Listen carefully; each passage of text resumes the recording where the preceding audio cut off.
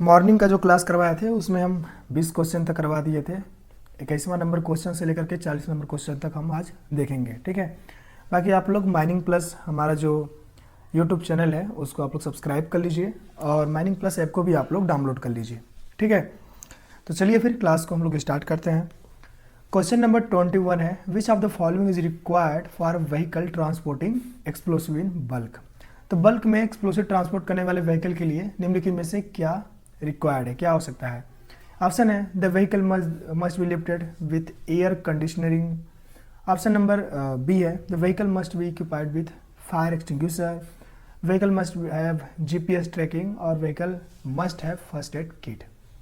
देखिए जो सर्कुलर में लिखा हुआ है ऑप्शन नंबर बी हो जाएगा, यानी कि व्हीकल में क्या होना चाहिए, फायर एक्सटिंग्विशर लगा हुआ होना चाहिए जिस व्हीकल से हम लोग क्या कर रहे हैं, बल्क में एक्सप्लोसिव का ट्रांसपोर्ट कर रहे हैं, ठीक है। तो जो एक्सटिंग्विशर होता है वो क्या होना चाहिए, इलेक्ट्रिकल आग बुझाने के लिए, इलेक्ट्रिकल आग बुझाने के लिए और पेट्रोलियम आग बुझाने के लिए, ठीक है। इलेक्ट्रिकल आग बुझाने के लिए और पेट्रोलियम आग बुझाने के लिए फायर एक्सटिंग्विशर लगा होगा, ठीक है। नेक्स्ट क्वेश्चन है, what is the full form of AMM as define in coal mines regulation 2017। तो एएमएम का फुल फॉर्म क्या है जो कि कोल माइंस रेगुलेशन 2017 में दिया हुआ है, डिफाइन किया गया है। तो ऑप्शन नंबर क्या हो जाएगा, बी हो जाएगा, अबेंडेंट माइन मिथेन, ठीक है। एएमएम क्या हो गया, अबेंडेंट माइन मिथेन, यानी कि अबेंडेंट माइन से नेचुरल गैस, ठीक है, रिकवर करना, वही होता है आपका abandoned mine methane. Option number B हो गया इसका राइट आंसर। क्वेश्चन नंबर 23 है, what is the duty of every injured person during the course of work as per rule 43(5)। तो रूल 43 के 5 के अनुसार कार्य के दौरान प्रत्येक घायल व्यक्ति का क्या कर्तव्य है। तो ऑप्शन है report to the first aid room और hospital before leaving the mines. Option number A हो जाएगा, ठीक है। माइन छोड़ने से पहले वो क्या करेगा, फर्स्ट एड रूम या हॉस्पिटल में क्या करेगा, रिपोर्ट करेगा, भले उसका उपचार माइंस में या फर्स्ट एड स्टेशन से किया गया है, लेकिन एक बार वो क्या करेगा, फर्स्ट एड रूम में रिपोर्ट करेगा या हॉस्पिटल में। नेक्स्ट क्वेश्चन है, what does the term incline mean in mining. तो माइनिंग में इंक्लाइन शब्द का क्या अर्थ है। ऑप्शन है vertical shaft use for assessing underground mining area, a horizontal passage for transporting minerals, और ऑप्शन नंबर सी है एन इंक्लाइन पैसेज और रोड इधर ऑन द सरफेस और below ground. Option number D है tunnel use for air ventilation. Option number C हो जाएगा इसका right answer. क्या है ये, इंक्लाइन पैसेज और रोड जो कि सरफेस या अंडरग्राउंड माइंस में, ठीक है, आवागमन के लिए यूज़ किया जाता है, बनाया जाता है। तो ये आपको ध्यान में रखना है, सरफेस और अंडरग्राउंड शब्द का ही यूज़ किया गया है, ओपन कास्ट का यूज़ नहीं किया गया है, तो इसको आपको ध्यान में रखना है। इंक्लाइन है, ठीक है, ना कि वर्टिकल है, हॉरिजॉन्टल है, क्या है, इंक्लाइन रास्ता है। क्वेश्चन नंबर 25 है, who is responsible for ensuring that smoking materials और sparking producing device are in the position of personal transporting explosive. तो क्वेश्चन नंबर 25 क्या बोल रहा है, यह सुनिश्चित करने की जिम्मेदारी किसकी है कि एक्सप्लोसिव ट्रांसपोर्ट करने वाले कर्मियों के पास कोई स्मोकिंग मटेरियल या स्पार्किंग प्रोड्यूस करने वाली कोई डिवाइस तो नहीं है।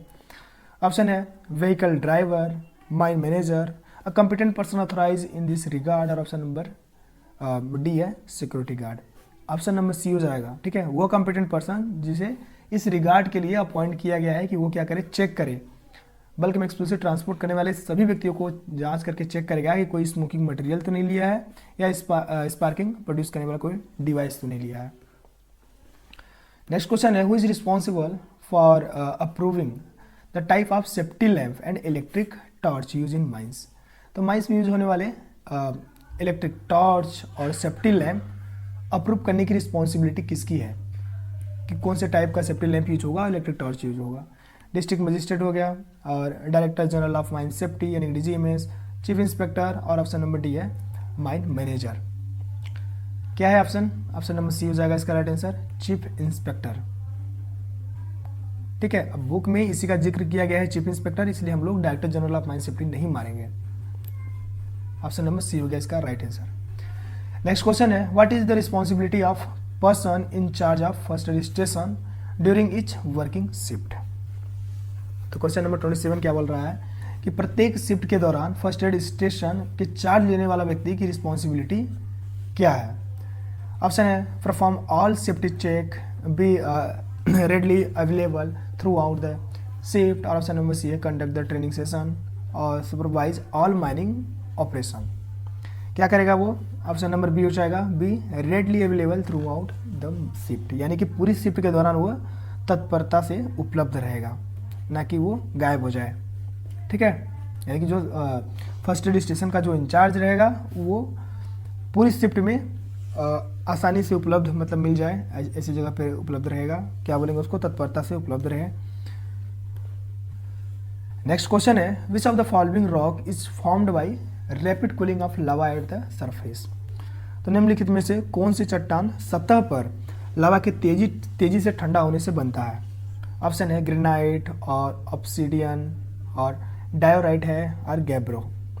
देखिए इसका आंसर हो जाएगा ऑप्शन नंबर बी, ऑब्सीडियन। अब ऑब्सीडियन कैसे होगा? देखिए क्वेश्चन क्या है कि लावा तेजी से ठंडा होने पर वो क्या बनता है? ऑब्सीडियन बनता है। तो तेजी से ठंडा कहाँ होगा? नियर ऑफ द सरफेस, यानी कि जो लावा सरफेस पर ठंडा होता है, ठीक है, वो क्या बनाता है? ऑब्सीडियन बनाता है। ठीक है, ऑब्सीडियन, ये आपको ध्यान में रखना है। एक होता है आपका हाइपा बेसल। ये क्या होता है? इंटरमीडिएट पे ठंडा होता है, तो उसको बोलते हैं हम लोग हाइपा बेसल। और इससे कौन सा रॉक फॉर्म होता है? तो होता है ग्रेनाइट होता है। और एक होता है आपका पोर्फिरी। ठीक है, और प्लूटोनिक, जो सबसे डीप में अगर लावा ठंडा होता है हमारा, प्लूटोनिक उसको बोलते हैं। ठीक है, प्लूटोनिक सबसे डीप में ठंडा होता है, उसको प्लूटोनिक बोलेंगे। और जो इंटरमीडिएट में होता है उसको हाइपावेसल बोलते हैं। और नियर द शाफ्ट जो होता है उसको वोल्केनो बोलते हैं। ठीक है, तो प्लूटोनिक से क्या बनता है? Only granite. ये याद आपको ध्यान में रखना है। ठीक है, यानी कि लावा, मान लो ये हो गया आपका अर्थ, इस प्रकार से, एक मिनट, ये हो गया आपका अर्थ। तो लावा जो निकल रहा है, मान लीजिए ये सरफेस पर, इस प्रकार से सरफेस पर अगर ठंडा होता है तो उसको बोलते हैं नियर द सरफेस, यानी कि वेल्केनो। ठीक, अगर वो इंटरमीडिएट पे होगा तो उसी को बोला जाता है हाइपाबेसल। और अगर डीप में होगा तो उसको हम लोग क्या बोलते हैं? प्लूटोनिक। ठीक है, तो जो प्लूटोनिक यानी कि जो सबसे डीप में ठंडा होता है, वहाँ से आपका ग्रेनाइट बनता है। हाइपाबेसल में ग्रेनाइट और पोर्फिरी बनता है, और वेल्केनो में ऑब्सीडियन बनता है। इसलिए ऑप्शन नंबर बी हो जाएगा इसका राइट आंसर। नेक्स्ट क्वेश्चन है which of the following best describe intrinsically shape equipment. तो निम्नलिखित में से बेस्ट डिस्क्राइब किया गया है इंटेंजिकली शेप apparatus के बारे में, तो कौन सा है वो? ऑप्शन नंबर ए है equipment that is resist to all forms of damage, equipment design to prevent ignition और फ्लेमेबल गैसेस और डस्ट। ऑप्शन नंबर बी हो जाएगा इसका राइट आंसर। इंटेंजिकली सेफ होने का मतलब है कि वो इग्निशन को प्रिवेंट करेगा, रोकेगा। इनफ्लेमेबल जो फ्लेमेबल गैस है और डस्ट है उसको भी क्या करेगा? वो रोकने का काम करेगा। वही होता है आपका इंटेंजिकल सेफ। नेक्स्ट क्वेश्चन है what is the required speed limit for a vehicle transporting explosive in bulk. तो बल्क में एक्सप्लोसिव ट्रांसपोर्ट करने के लिए जो व्हीकल की स्पीड क्या होती है उसकी? देखिए मैक्सिमम स्पीड है, ऑप्शन नंबर सी हो जाएगा 25 किलोमीटर पर आवर्स। यानी जो व्हीकल एक्सप्लोसिव को ट्रांसपोर्ट कर रहा है बल्क में, तो 25 किलोमीटर पर आवर से अधिक स्पीड उसकी नहीं होनी चाहिए। ये आपको ध्यान में रखना है। क्वेश्चन नंबर 31 है who is define as a competent person in coal mines regulation 2017। Coal mines 2017 के अनुसार कॉम्पिटेंट पर्सन को डिफाइन किया गया है a person with manager certificate, a person appoint in writing by the manager to supervise specific work, a person with in minimum age of 17 year, और option number D है a person with technical qualification in mining. Option number B हो जाएगा a person appoint writing by manager. ठीक है, तो manager द्वारा appoint किया जाता है जो कि किसी स्पेसिफिक काम के लिए उसे अपॉइंट करते हैं। ठीक है, 18 ईयर उसका एज होना चाहिए कम से कम, तो ये आपको ध्यान में रखना है, कॉम्पिटेंट पर्सन यही होता है। नेक्स्ट क्वेश्चन है how many first registration are required in open cast working for every 50% employed. तो प्रत्येक 50% एम्प्लॉयड के केस में ओपन कास्ट वर्किंग में कितने फर्स्ट रजिस्ट्रेशन की आवश्यकता होती है? 1 हो गया, 2, 3 और नन। देखिए प्रत्येक 50% या उसके भाग पर कम से कम एक क्या होना चाहिए? फर्स्ट रजिस्ट्रेशन बना हुआ रहना चाहिए। ठीक है, लेकिन इसका मतलब ये नहीं है कि 300 मीटर के एरिया में, मान लीजिए 300 मीटर का एरिया है, यहाँ 50 व्यक्ति काम कर रहे हैं, 50 व्यक्ति यहाँ काम कर रहे हैं, तो एक यहाँ पे बना दिया जाए, एक यहाँ पे बना दिया जाए फर्स्ट रजिस्ट्रेशन, एक यहाँ बना दिया जाए, तो ऐसा नहीं होगा क्योंकि ये 300 मीटर एरिया के अंदर आता है, तो एक ही फर्स्ट रजिस्ट्रेशन सफिशियंट रहेगा। ठीक है, why is pilot hole drill before starting a mining shaft.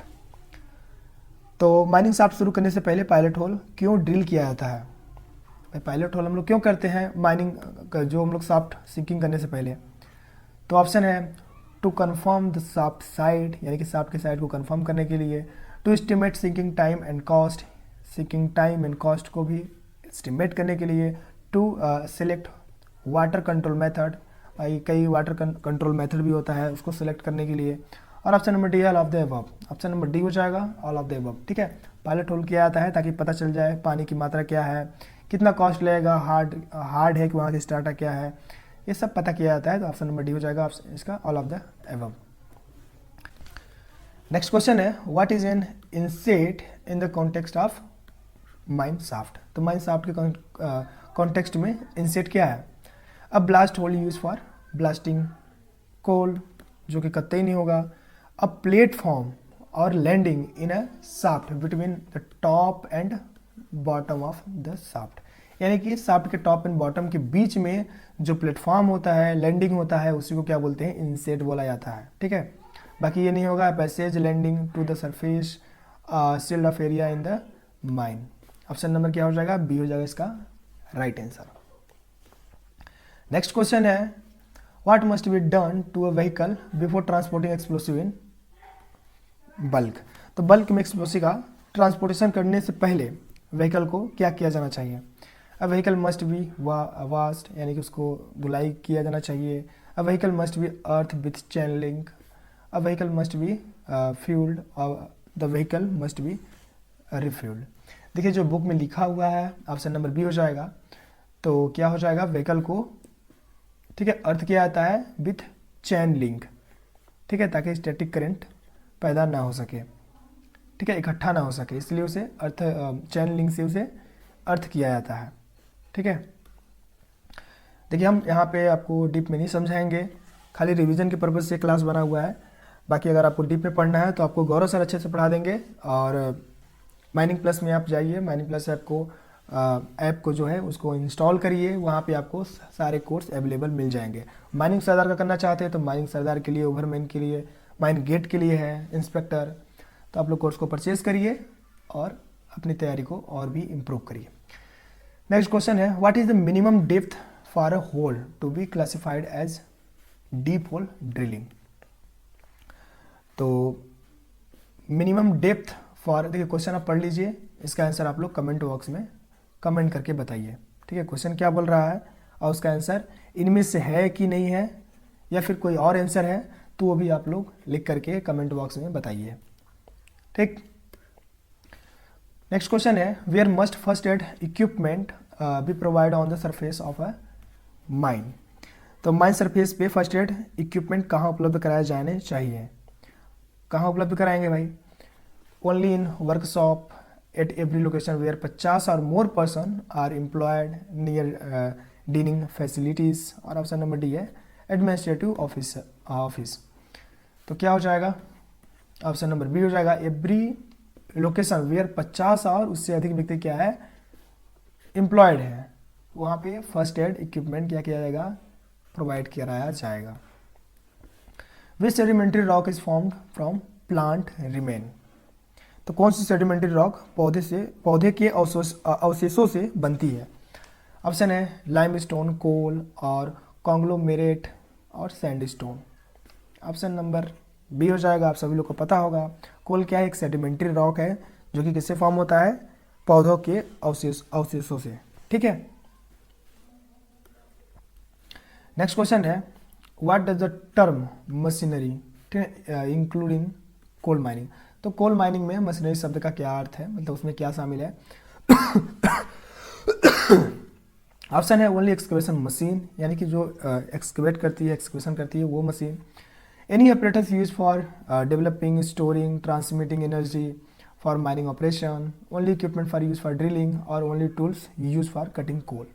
क्या होगा इसका right answer, option number B हो जाएगा।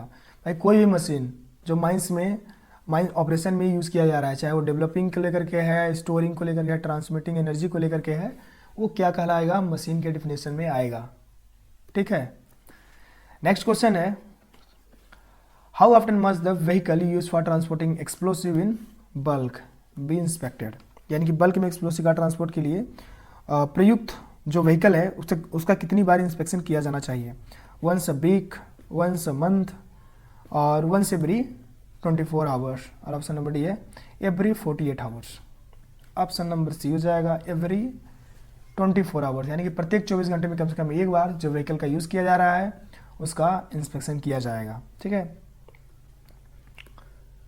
तो चलिए फिर यहाँ से क्लास को समाप्त करते हैं। आज का भी हमारा 20 क्वेश्चन हो गया। ठीक है, बाकी जो लोग अभी तक माइनिंग प्लस हमारे यूट्यूब चैनल को सब्सक्राइब नहीं किए हैं तो आप लोग सब्सक्राइब कर लीजिए और माइनिंग प्लस ऐप को भी आप लोग इंस्टॉल कर लीजिए। ठीक है, बाकी कोर्स के बारे में आपको कोई भी इंफॉर्मेशन चाहिए तो आप लोग संगम से कॉल करके पूछ सकते हैं। इनका नंबर आपको डिस्क्रिप्शन बॉक्स में मिल जाएगा। ठीक।